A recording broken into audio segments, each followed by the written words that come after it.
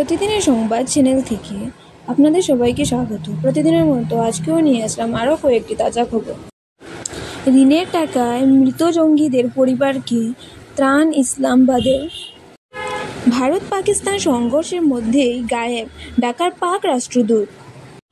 শোপিয়ানে খতম 3 জঙ্গি। পাকিস্তানে আত্মঘাতী হামলায় হত 2 পুলিশ কর্মী। তছনছ বিরোধী শিবির, হার মানতেও প্রস্তুত নন নেতারা। পঞ্চায়েতের ফলাফল সরকারের পক্ষে যাওয়ার যুক্তি ভূপেনের।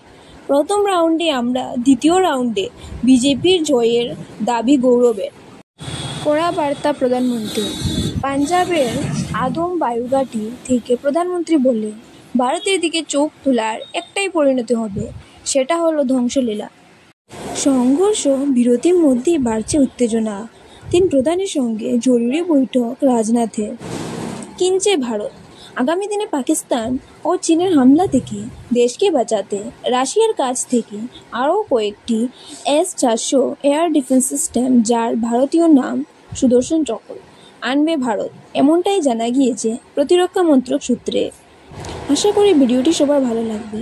ভিডিওটি ভালো লাগলে দয়া করে ভিডিওটিতে একটি লাইক দিয়ে চ্যানেলটিকে সাবস্ক্রাইব করে পাশে দেওয়া বেল নোটিফিকেশন অন করে দেবেন, যাতে আমার দেওয়া প্রতিদিনের আপডেট আপনারা পেতে পারেন। ভিডিওটি সম্পূর্ণ দেখার জন্য আপনাদের সবাইকে ধন্যবাদ।